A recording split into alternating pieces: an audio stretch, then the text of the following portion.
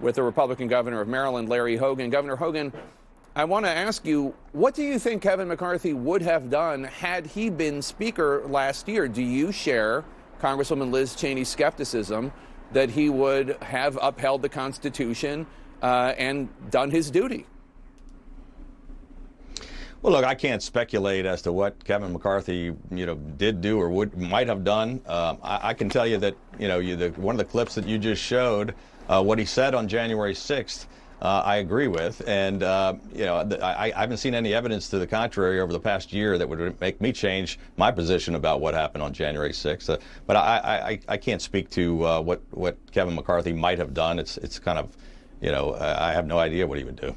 Former Vice President Dick Cheney was at the Capitol earlier today. He said this about the state of the Republican Party, quote, "I am deeply disappointed at the failure of many members of my party to recognize the grave nature of the January 6 attacks and the ongoing threat to our nation." Do you agree? And how do you change the direction of the Republican Party? How do you get Republican officials to stop lying about the election?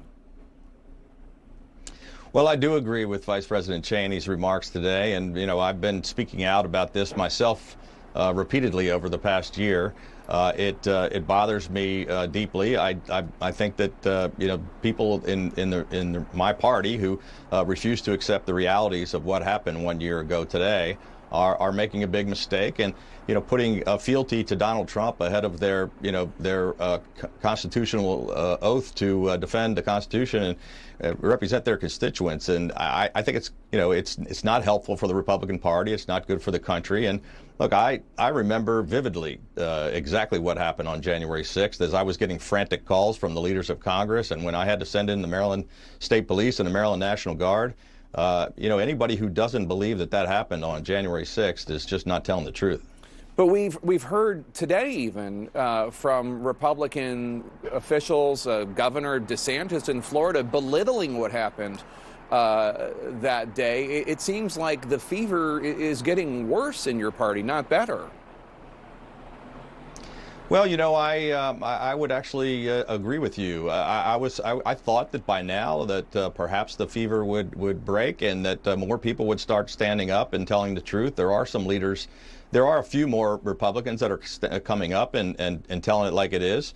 But there's certainly, a shortage of courage in my party, and a lot of people that are just kind of whitewashing what happened.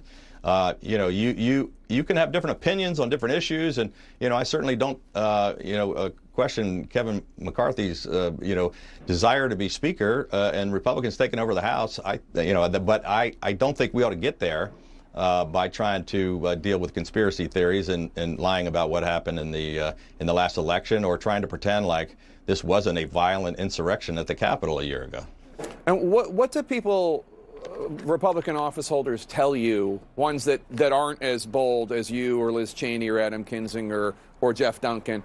What do they tell you about why they either go along with this or spew the lies?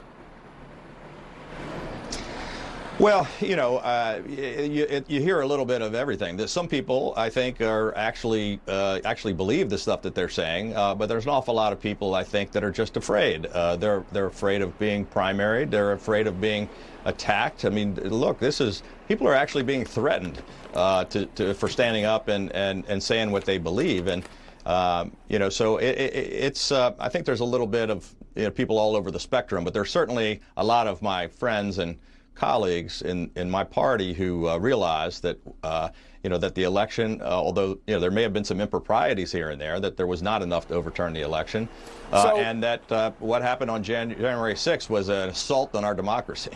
Yeah, I mean, it wasn't just staffers and members of Congress and journalists and observers. It was an assault on democracy, exactly as you put it. There are former Trump staffers, according to former Trump communications chief Stephanie Grisham, at least 15 of them who are going to meet next week to talk about a way to stop this fever, this disease in the Republican Party.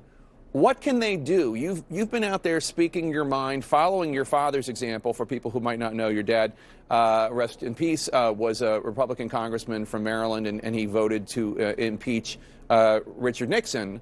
after Watergate, and very bravely so, and was alone. So you come from good stock. But for people who don't have the DNA, what do you tell them? Yeah.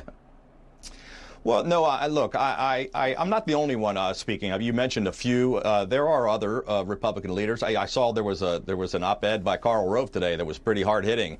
My friend Chris Christie, who was very close to President Trump, is speaking out. We had a number of people resign their cabinet positions and leave the White House, and so I think people.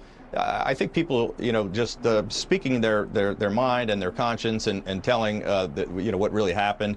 I think the more voices, the merrier. This is something really important to me. It's I've been focused on this for the entire time I've been in elective office, but especially over the past year. And it's I think we need to have more voices in the Republican Party that are willing to have the courage to stand up and speak out.